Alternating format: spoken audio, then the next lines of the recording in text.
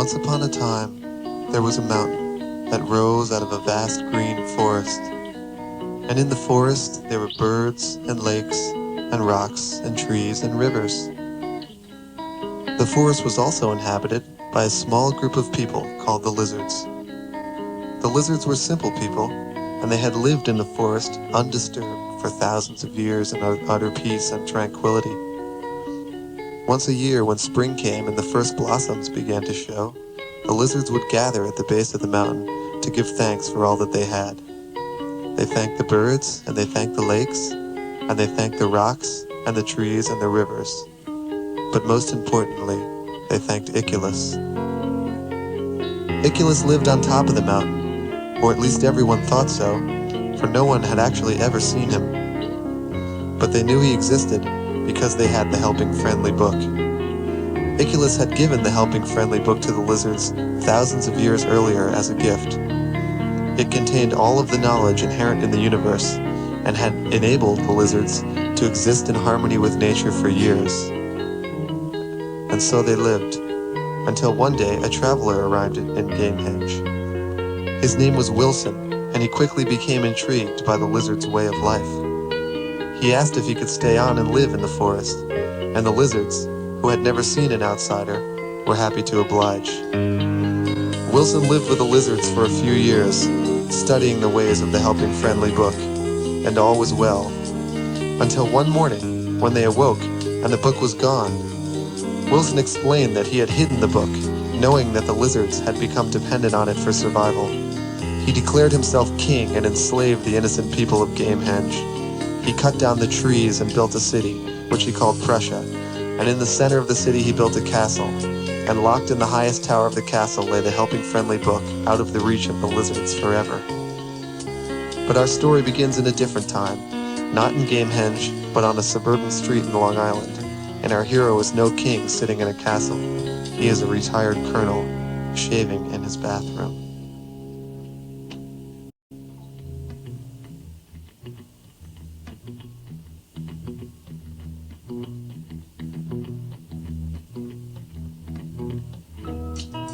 Colonel Forbin looked square in the mirror and dragged the blade across his cold cream skin. He saw the tired little folds of flesh that lay in a heap beneath his eyes. 52 years of obedient self-restraint, of hiding his tension behind a serene veil of composure. For 52 years he had piled it all on the back burner, and for 52 years it had boiled, frothing over in a turbulent storm inside of him. It had escaped through his eyes, reacting with the cigarette smoke and the fluorescent lights, and slowly accumulating into a sagging mass. He ran his dripping palm across the stubble on the nape of his neck and thought again about the door. He had discovered the door some months back on one of his ritualistic morning walks with his dog McGrupp. It had started out as a typical stroll, with McGrupp bounding joyously ahead of the preoccupied colonel. As they reached the apex of a hill, he saw it, and he knew it had always been there, and felt foolish for overlooking the door for so long. At first, he tried to ignore it, but he soon found that it was impossible. And slowly, his newly acquired knowledge transformed his dreary life into a prison from which there was only one escape. And on this morning, Colonel Forbin stepped through the door.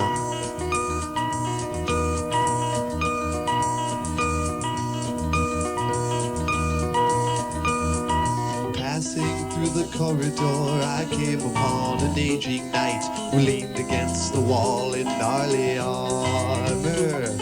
He was on his way to see the king.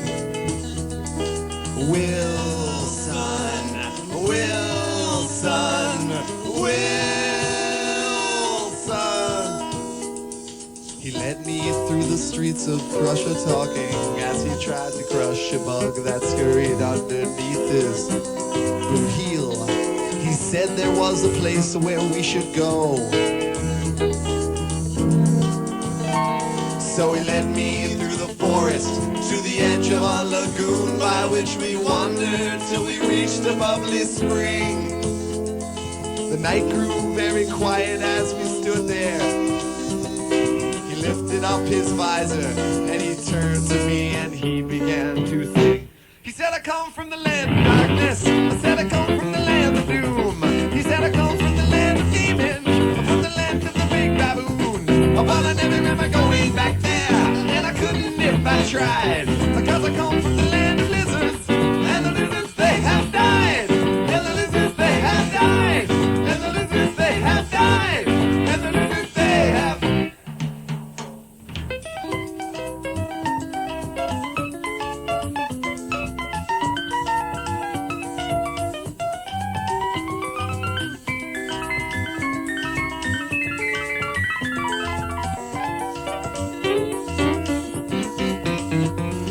He told me that the lizards were a race of people practically extinct from doing things smart people don't do. He said he was once a lizard too.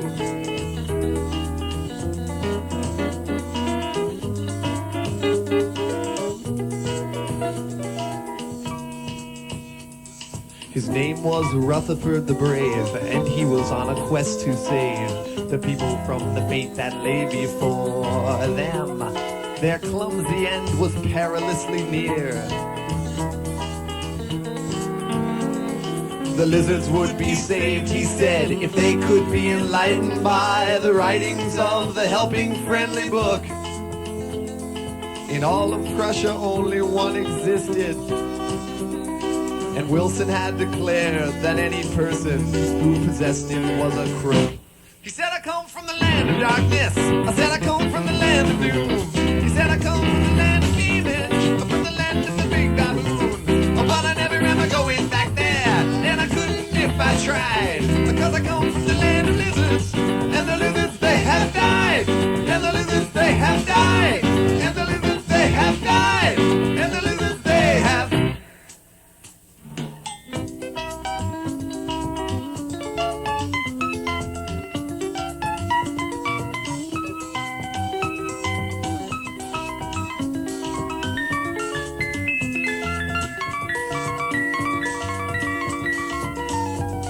The helping friendly book, it seemed, possessed the ancient secrets of eternal joy and never-ending splendor. The trick was to surrender to the flow.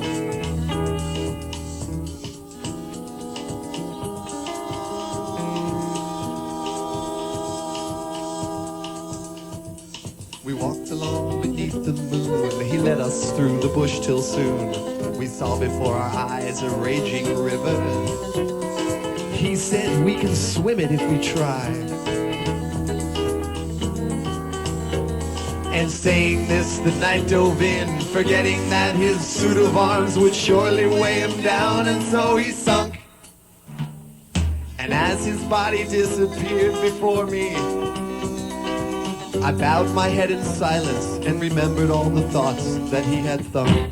He said, I come from the land of darkness. I said, I come from the land of doom. He said, I come from the land of Gamehange, from the land of the big baboon. But I never remember going back there, and I couldn't if I tried, because I come from the land of lizards, and the lizards they have. Oh, whoa, whoa, whoa, whoa, whoa, whoa, go, go, go, go, go, go, go, go, go, whoa, whoa, whoa, whoa, whoa, go, go, go, go.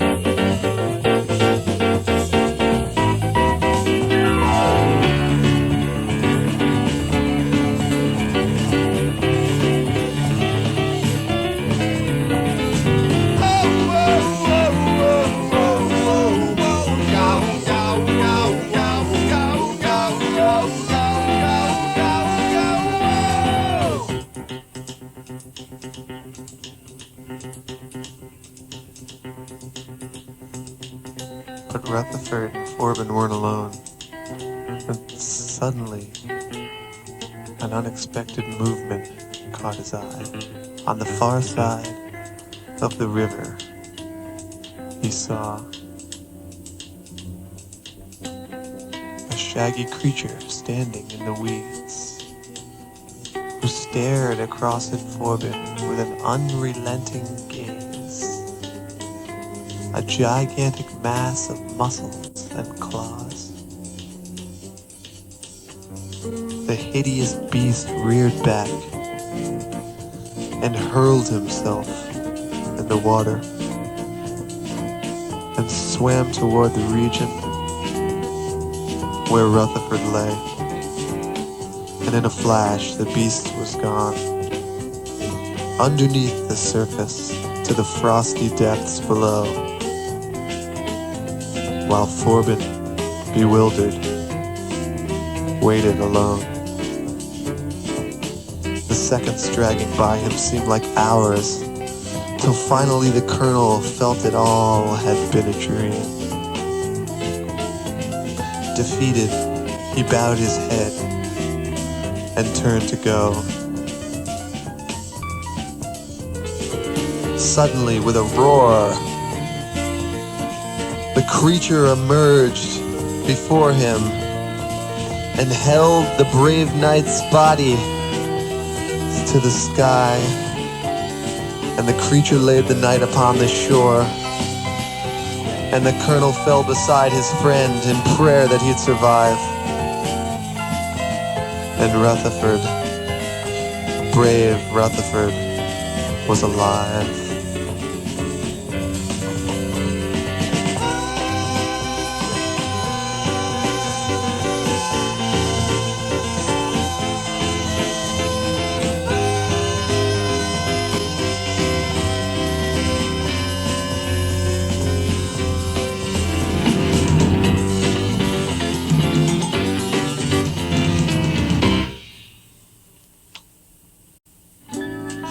Forbin and the unit monster were crouched over the soggy knight, carefully removing his bulky helmet, when the Colonel heard a sound behind him. He turned around and came face to face with an enormous, shaggy, horse-like creature, covered from head to tail with alternating blotches of brown and white. It was a two-toned multi-beast, and atop the multi-beast sat the most beautiful woman the Colonel had ever seen. After 52 years of undaunted bachelorhood, the Colonel felt a feeling rush over him that he had never felt before.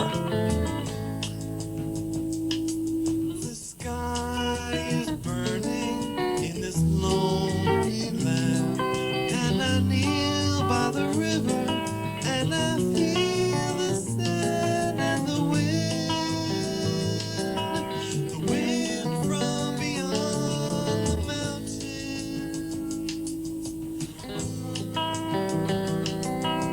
wind from beyond the mountains, and she comes to me in this lonely land, and looks down from the multi-beast on which she rides like the wind from beyond the mountains,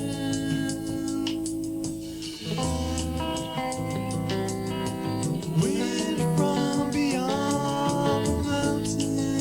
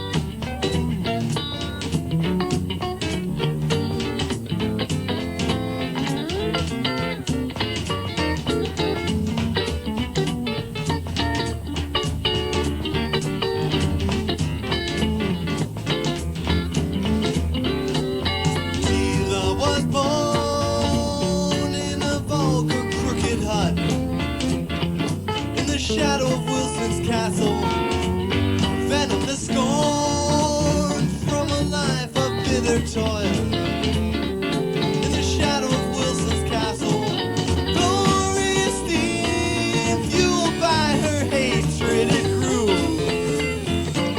swelling to the point where it would burst at the seams.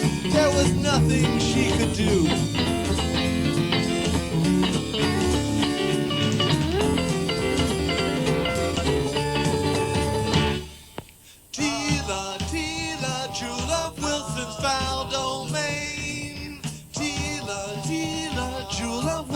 Found domain, a lullaby the breezes whisper.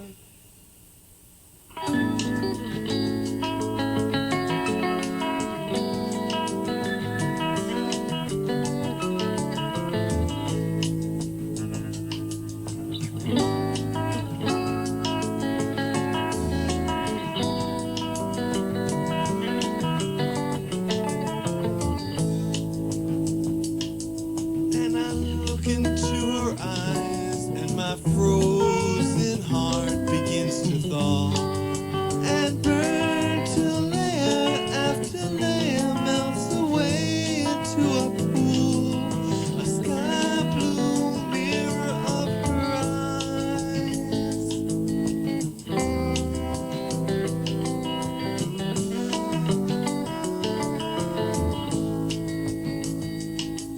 And my soul is made of marble, but in her gaze I crumble into dust and drift away on the wind from beyond the mountain, wind from beyond the mountain.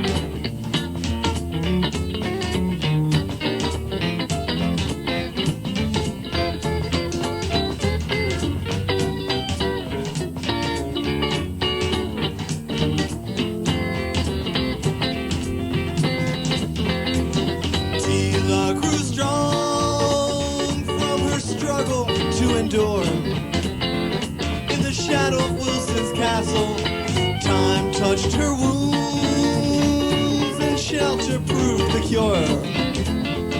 In the shadow of Wilson's castle, each passing day seemed to feed the brazen serpent locked inside and liberate the spirit she'd concealed for so long. There was no place left to hide.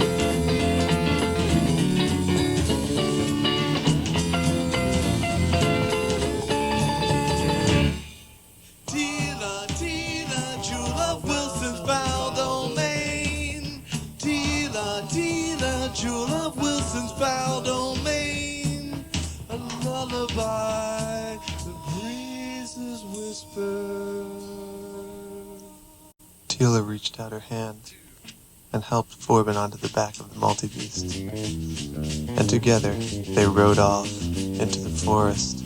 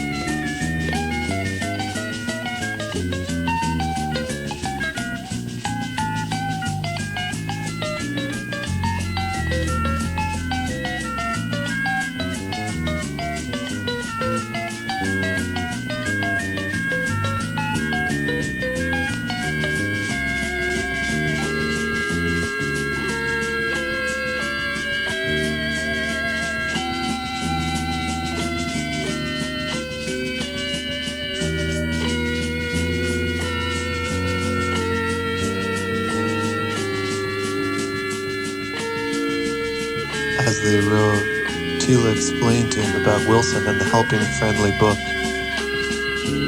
She told the colonel that she was part of a revolution to overthrow the evil king. The leader of the revolution was a lizard named Errand Wolf, who was out to avenge the death of his son Roger. Roger, she said, had been executed by Wilson at the age of 14 on suspicion of treason.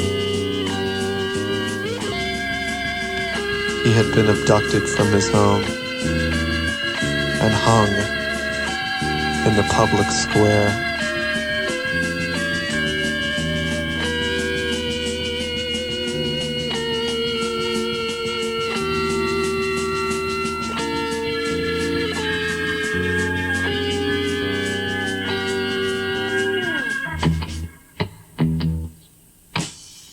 The two rode on in silence, deeper and deeper into the heart of the forest, until they came to the outskirts of a small community. Tila explained to Forbin that they had reached the base of the revolutionaries. The colonel looked up, and there in the center of the clearing stood Errand Wolf. He was a small man, but his presence was overpowering. He seemed to emit a kind of violent energy that sent chills down the colonel's spine. And as the multi-beast moved towards him, he raised his fist in anger, and his voice filled the forest.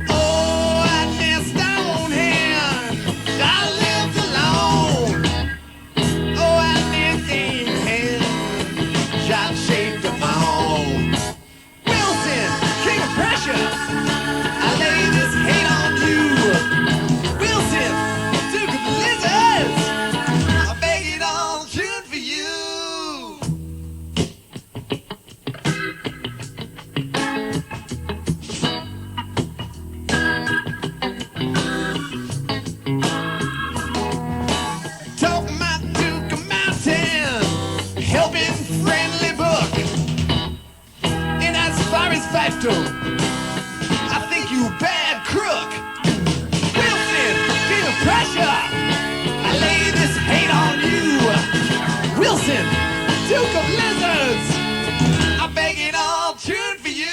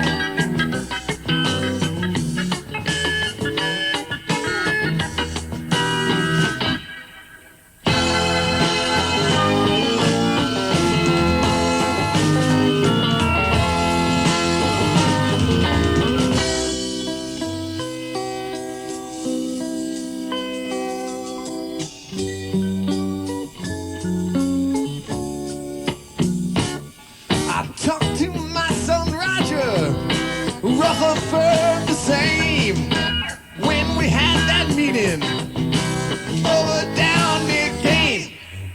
Wilson, king of pressure, I lay this hate on you. Wilson, duke of lizards, I beg it all tuned for you.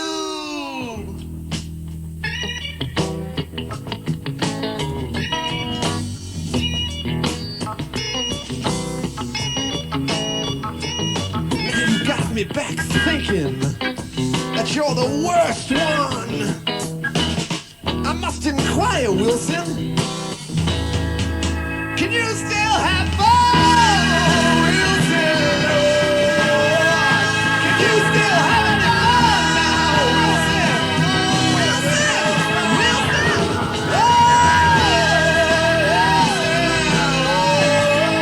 can you still have any fun now, Wilson?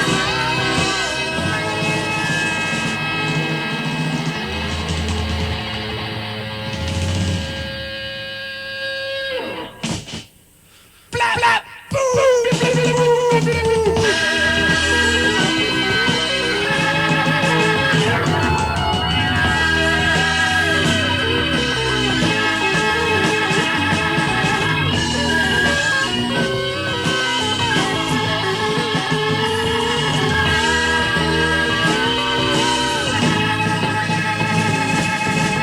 Meanwhile, in the main square in Prussia, the state of the revolution was taking another turn for the worst. A crowd of townspeople had gathered to witness the hanging of Wilson's accountant, Mr. Palmer. It seemed that Palmer had been a revolutionary himself and had been extorting Wilson's money to fund the revolution. Palmer stood on the scaffold with Wilson in the AC/DC bag, an electrified robot hangman with a black bag over his head. Wilson seemed pleased as he began to speak. Mr. Palmer is concerned with $1,000 question. Just like Roger, he's a crazy little kid. I've got the time if you've got the inclination. So cheer up, Palmer, you'll soon be dead. And the noose is hanging, at least you won't die wondering. Sit up and take notice, tell it like it is. If I were near you, I wouldn't be far from you. I've got a feeling you know what you did. Ace in this bag. Ace in this bag. Ace in this bag. This bag. Ace in this bag. Ace in this bag. Ace in this bag. This bag. Time to put your money where your mouth is. Put 'em in the field and let 'em fight it out. I'm running so fast, my feet don't touch the ground. I'm a stranger here. I'm going now. Let's get down to the nitty-gritty. Let's get this show on the road. I'll show you mine if you show me yours. I'm breathing hard. Open the door. AC/DC bag. AC/DC bag. AC/DC bag. DC bag. AC/DC bag. AC/DC bag. AC/DC bag. DC bag. Brain dead and made of money. No future at all. Pull down the blinds and run for cover. No future at all. Who would have thought it? Well, that's where I am. No future at all. Don't sweat it. That's where I am. Whoa, carry me down, down, down.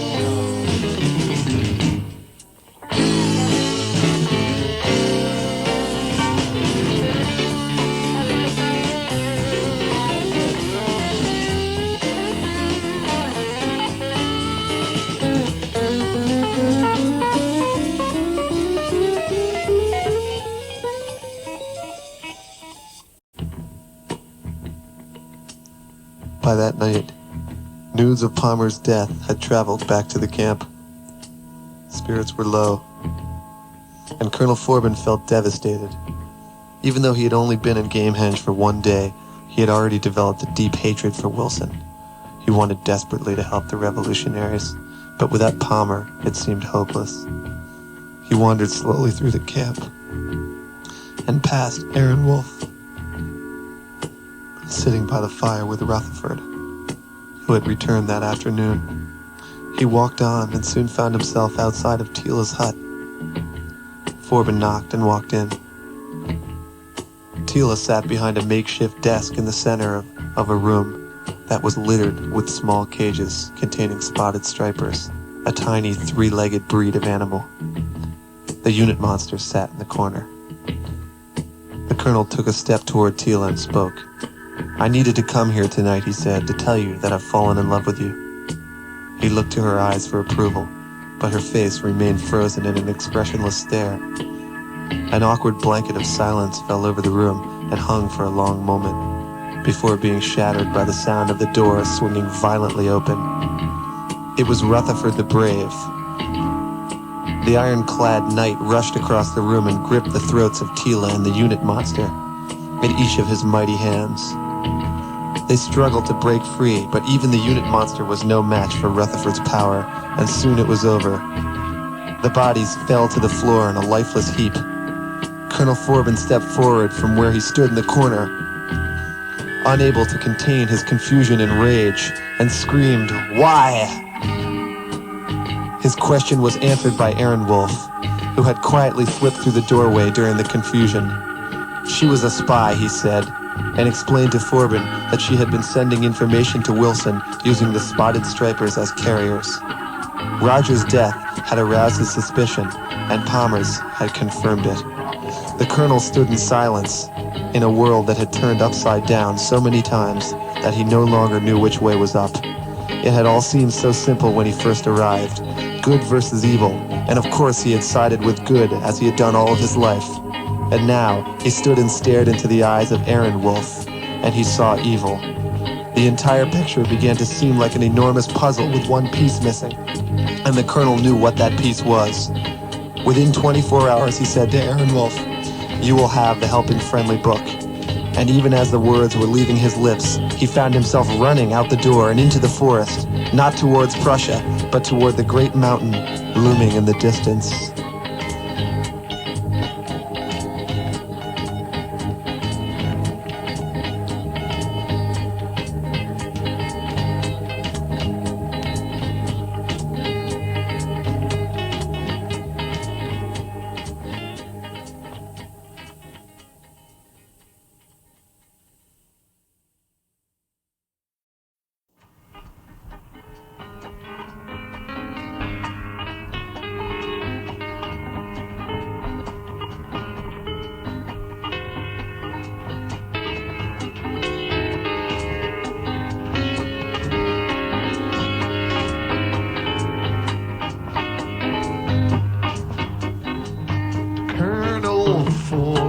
Stared up at the mountain and wiped away the beads of sweat that glistened on his brow. His tired feet were buried in the quagmire, and his bloodshot eyes saw all that lay between him and fulfillment of his vow.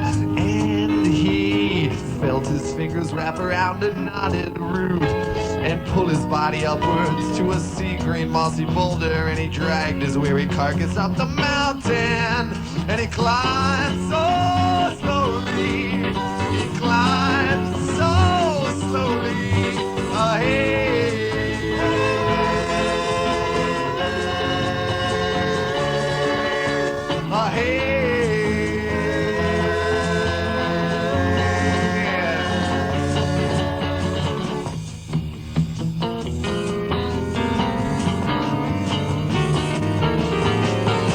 Suddenly hear the crack of thunder, and the rocks began to crumble overhead and tumble down the mountain to the dismal swamp that lay beneath the jagged cliffs through which his path had led. And his earth began to quake beneath his feet, and the mighty mountain changed before his eyes, and they stood amidst a sea of dust and rocks and stones cascading down the mountain, and 1,000 birds were headed for the sky. Oh, the sacred creed will be yours.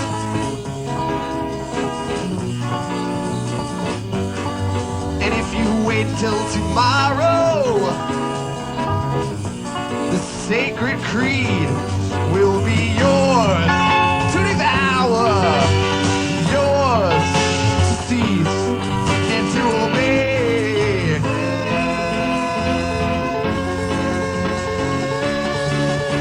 Oh,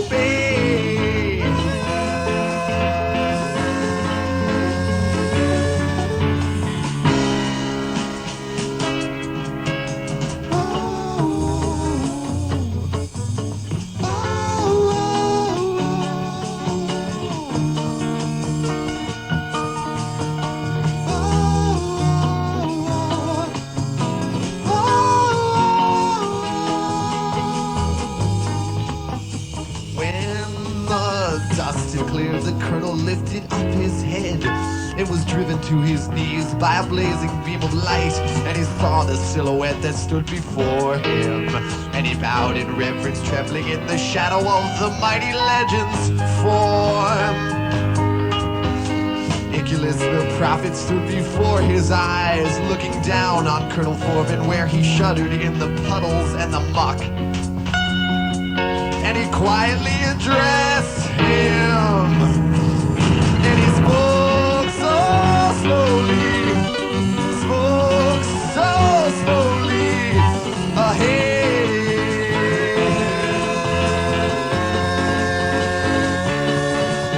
He said,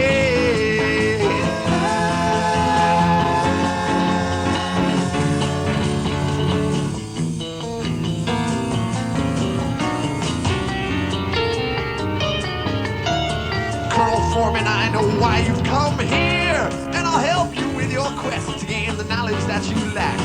I call upon my faithful friend the Mocking to seize the helping book and bring it to your shack, and the tree of knowledge in your soul will grow, and the helping friendly book will plant the seed.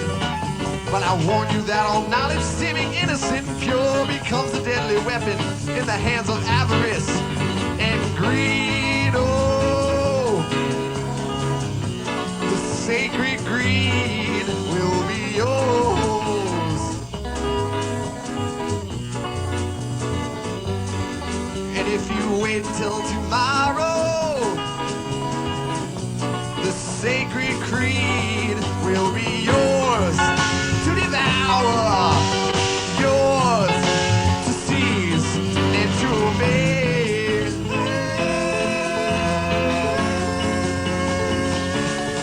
And to obey.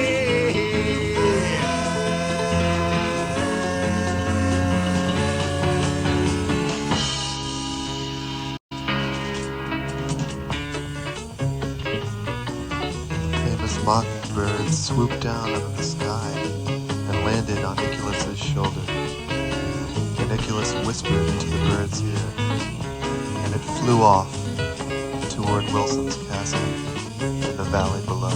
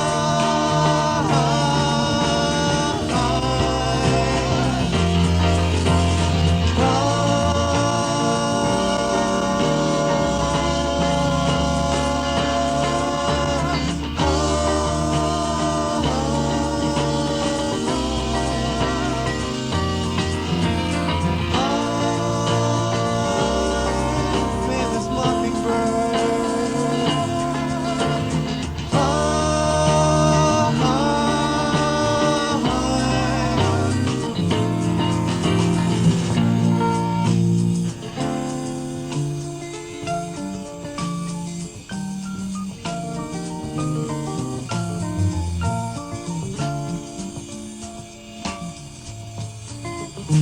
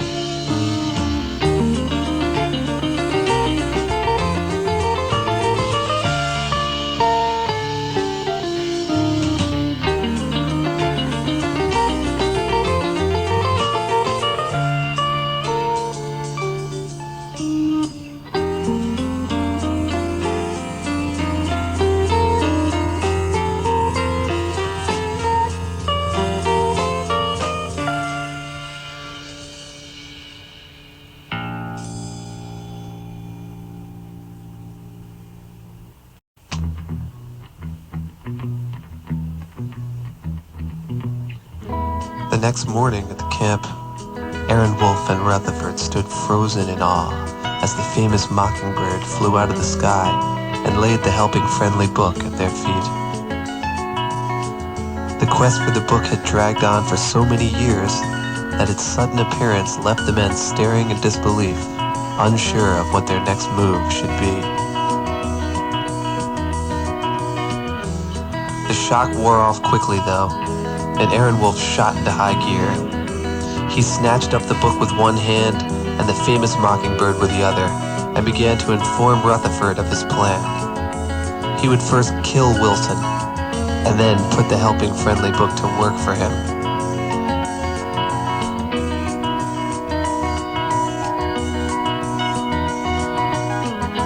With Rutherford's aid, he fastened the famous mockingbird to a pole with glue and rubber bands to ensure the secrecy of his mission, and then set out to find the only man in Gamehenge who could handle the job of eliminating a king.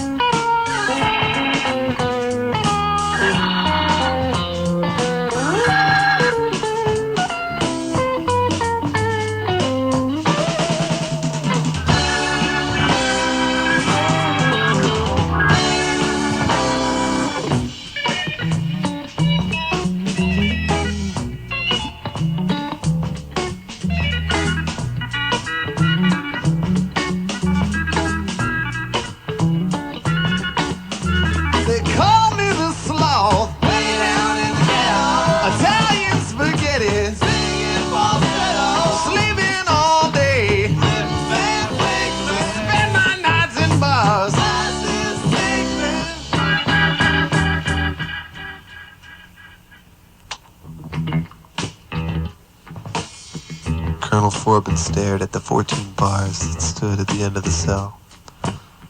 He ran his hand across the cold, damp dungeon wall and thought again about the door. He had traveled through the door out of necessity. Once he knew it existed, he simply couldn't leave it alone. Just like Wilson. Just like Tila. Just like Aaron Wolf. And he sat in the dungeon and he realized that he was back again through the door. And through the tiny window in the corner of his cell, he heard the distant strains.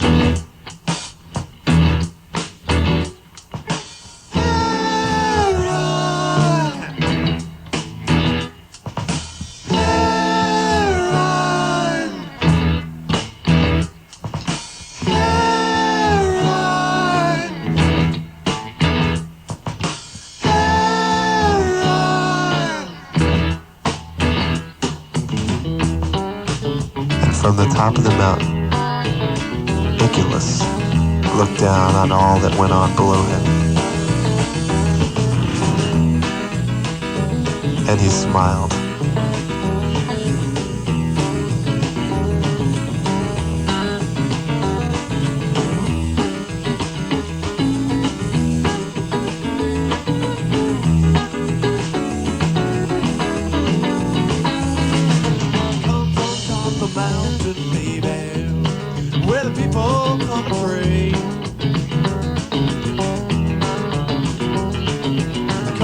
Top the mountain, baby, where the people gonna pray.